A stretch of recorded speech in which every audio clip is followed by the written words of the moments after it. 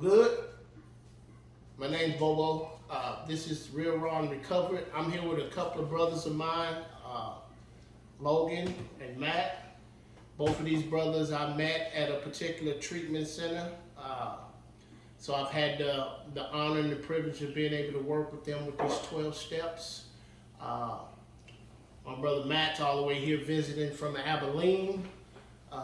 My boy Logan here is the manager over a sober living house, and he also works in treatment, a different treatment than I work at. What we want to talk about is just a short discussion about what being recovered looks like. On page 85, page 84. On page 84, I'm gonna read a part in here that contains what is called the 10-step promises. And then in their own words, as a result of having had a spiritual awakening, as a result of having done the work that's required here, to explain what that looks like for them. On page 84, it starts off by talking about this thought brings us to step 10, which suggests we continue to take personal inventory and continue to set right any new mistakes as we go along. We vigorously commence this way of living as we clean up the past. We have entered the world of the Spirit.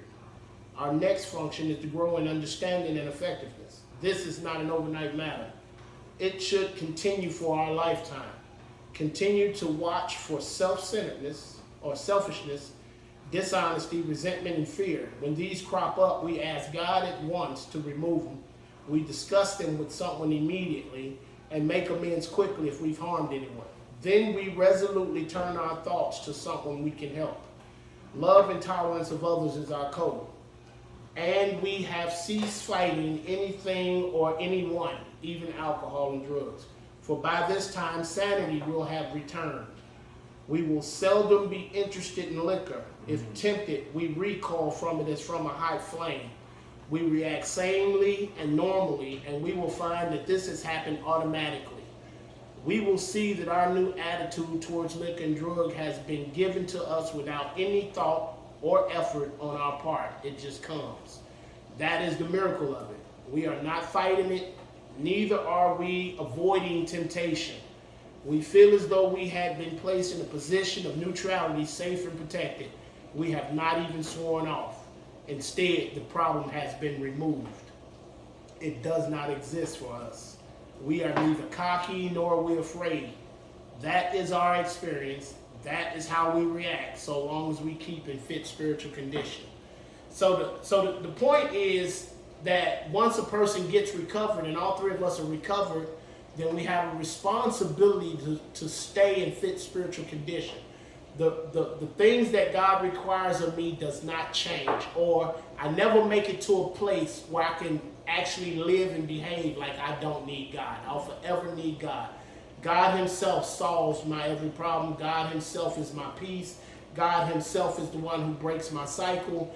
And when this is a reality, then I don't have to avoid places where they sell or do dope. I don't have to avoid places where they sell or drink alcohol. It's not a problem for me.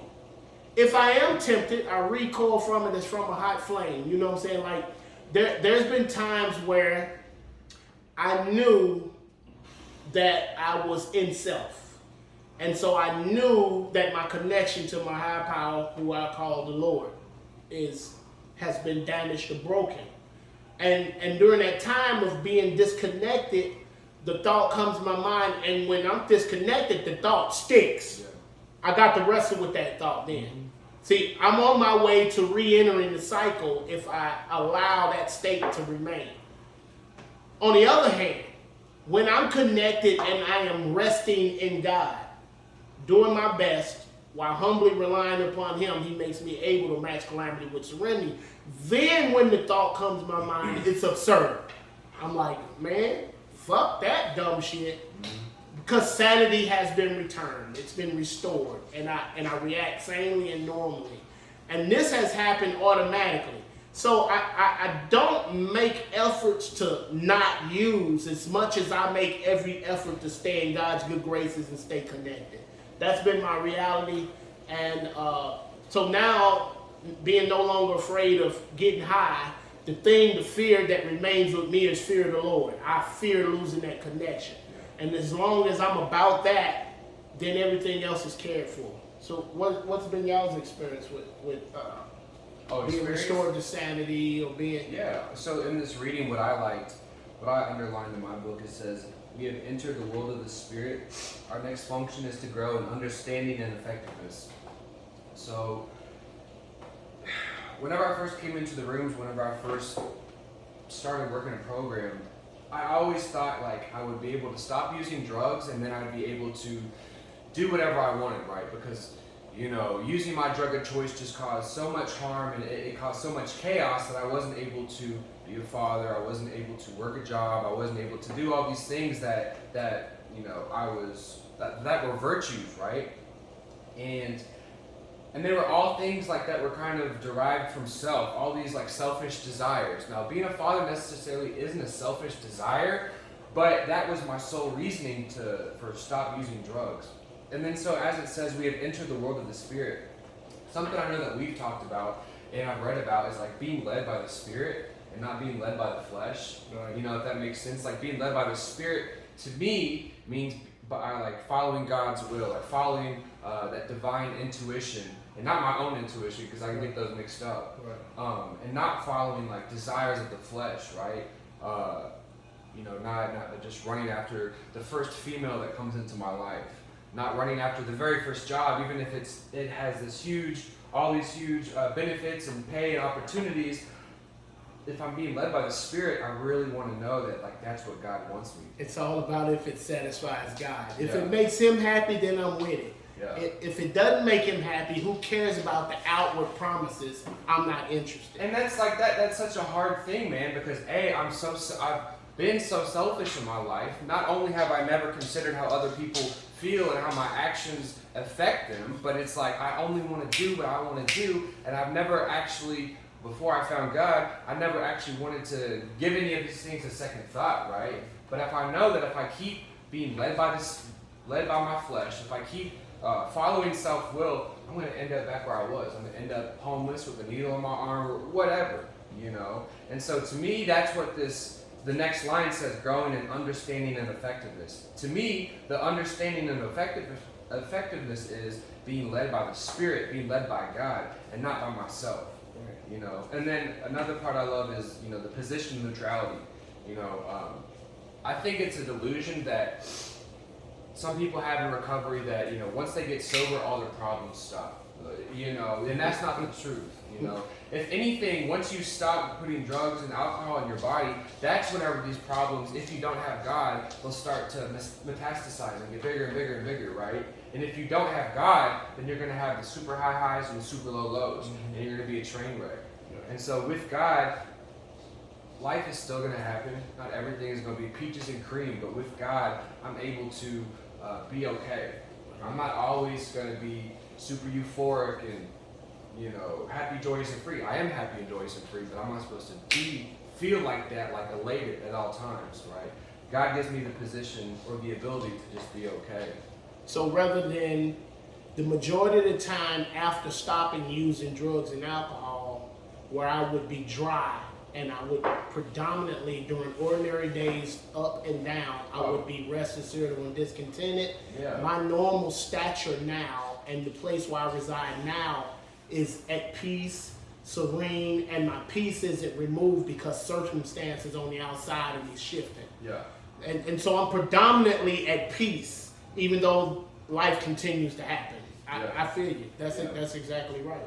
What you got on there? Yeah, so what I love about this is it talks about what the book is about. The book is for alcoholics and addicts, but that's not what it's about. Mm-hmm. What it's about is what we just read. It's about continuing to watch for selfishness, dishonesty, resentment, and fear. It says here, and we have ceased fighting anything or anyone, and then dash even alcohol. Anything and anyone is before even alcohol. Right, that's some big shit. Yeah. That's what I'm saying. This book isn't about just the alcohol and the addicts. It's saying, look, your whole life, you've got to give everything over to God. The whole addiction thing. That's right. That's not. Fuck the whole addiction thing. If you ain't got God, you ain't got shit, and that's it. That's it. That's period. And then we didn't get to this part. It's the paragraph after, but this is what I'm wearing on my wrist right now. Every day is a day when we must carry the vision of God's will into all of our activities. How can I best serve thee? Thy will, not mine, be done. These are thoughts which must constantly go with us. Constantly. That's it. Day. Fuck alcohol, fuck drugs. Yeah. If we don't have God, then we can white knuckle this. We can be quote unquote sober, but just like we were talking about, you never recovered. You still in the cycle. You still headed to the dope house eventually. And so that's what I love about this. If you can, in the book, you can say, oh, you can read between the lines. You have to just open your eyes and see that's what the book is about. The book is all about God. Page 45 said, the whole purpose of the book is to get me in touch with the power greater than myself that will solve my problem. That's God. There ain't no group of people that can solve my problem. There ain't no counseling staff that can solve my problem. There ain't no doctors that can solve my problem. I got a problem that's for God and God alone. Now, once I have God and I'm recovered, then he'll prove himself faithful, because what used to always make me restless, irritable, and discontented won't always make me restless, irritable, and discontented. What used to always terrify me and torment me will no longer bother me, because I'll stop telling God how big my problem is, and then I'll start telling my problem how big my God is. So I'll know the truth about being in a love affair with God that surpasses understanding. I'll start knowing about being empowered to do his will, of course. I'm not empowered to do my will. That's where a lot of people fall off in recovery. They're not interested in getting this so that they can be useful to God for God's purpose. They're interested in doing this so they can return back to doing whatever the fuck they want. And if it's about getting what you want, you're right. Your ass got to fight. You got to fight everything and everyone, because everything and everyone's going to resist me getting my way. And so to make it to the place to where I have ceased fighting anything or anyone, even alcohol, because now alcohol ain't a problem for God. Alcohol is a problem for me by myself, and problem for me with y'all as a group. Alcohol is nothing to God. And so to finally make it to a place where I'm in this type of relationship with God and it's growing, and I'm retaining this relationship, I'm a free man. There's no more cliche living. I don't have to change people, places, and things. God dictate who will befriend me or be my brother or not. There'll be no more me didn't make her make it, you just keep coming back. Do 90-90, fake it till you make it. I don't need that. What I need, I have. Him. God. I'm in love with God, and God has proven his love for me. And now I'm able to tread upon demons and scorpions, as the scriptures say. I'm good now. And so it's kind of amazing when people meet somebody who has gotten recovered versus the bondage of always recovering. You know, my trip through the steps, when I got introduced to one, coming on through was the process of being in recovering. Once I've had a spiritual awakening as a result of the steps and have established contact with a power greater than myself, and I have adopted this way of life and practiced these principles in all my affairs, then I am fit for maximum service to God and my fellows. I am recovered. I have a responsibility of staying recovered, but there's no longer a trudge, an uphill climb, or terror that I'm going to accidentally get high or drunk. Can I ask you a question? Go for it. So how would you get somebody who might be new to the rooms, new to God, new to the program, how do you get them to understand maybe that they want to do, that God's will is what they should be in wanting to do, rather than seeking all those fleshly desires? You see what I'm saying? But it will come all the way back down to page 60 through 62 to 63. Then what we're going to be talking about at that part is we'll be talking about the third step. Because until we make it to the third step, we think dope and alcohol is our problem. Dope and alcohol whooped our ass. True. but it was actually my solution to my living problem. My problem has always been self. The big problem about self being my problem is I'm self will run riot, though I usually don't think so. So page 60 on through, after the ABCs, the pertinent ideas start telling me how I show up to try to play God and run my life and run the show. It talks about self-propulsion. It talks about the actor trying to arrange the whole life, like the show, the life, the ballet, and the rest of the players. It talk about that fake-ass virtue I got, where I'm being nice as a motherfucker to get what I want, or give you some stuff to try to get what I want. Then it talk about being mean, egotistical, selfish, dishonest. We know that's wrong. That shit takes me straight to the dope house. But my acting fake-ass virtue takes me to the dope house too. Sometimes it takes me a little longer, but it does. So it's starting to show me all these different ways that self shows up. And until a person can see himself as he is, it doesn't clarify anything about what God's will looks like and to desire that. So when I know that alcohol is a problem I can't defeat on my own, and self, I can't be free to self without his aid, then I start being interested in what God's will is. It's a matter of taking them through the gradual, subtle work of seeing themselves. Well, and let me say this. So this is the cool thing, again, as we just talk about God, because God's the coolest thing out there, right? But this is the cool thing. We came as addicts and alcoholics, whether it's treatment or to the big book, because it was a life or death thing. Mm-hmm. But if we truly, as you're talking about, look at all the bullshit in our life, there is so much of it. There is so much self without God. Mm-hmm. And that's what we've really got to dive into and dissect, because we didn't have a choice. We were either going to die or get this. Or get this. But when we really look at it, if you don't get God, you still have all this other baggage and all this other bad shit in your life, and you can't just say, oh, well, I'm clean and sober now, I can do anything I want. You've missed the whole fucking point. The point, again, I come back to it, it's God, because at the end of the day, our purpose is to be like Jesus Christ. Mm-hmm. And Jesus Christ wasn't just sober. He wasn't a man who just didn't do drugs and didn't do alcohol. He was a man who did so many other things to help people and to show people the light. And obedient to God to the point of death. That's it. And I think in my experience, what finally made me want to start seeking God and seeking His will was like all the consequences, right? Just like the amount of times that, all the consequences that I suffered. I don't need to go into all of them. And so that's what made it easier for me to just get so broken down as a human being. Not only how there's the cliches of like rock bottoms and stuff like that, but like to get emotionally broke down and have that spiritual rock bottom. And that was the turning point for me. So I think it's almost more difficult for people who don't suffer all these consequences to really surrender. I mean, because you're right. Because the real alcoholic is brought in by all the consequences of active using and drinking.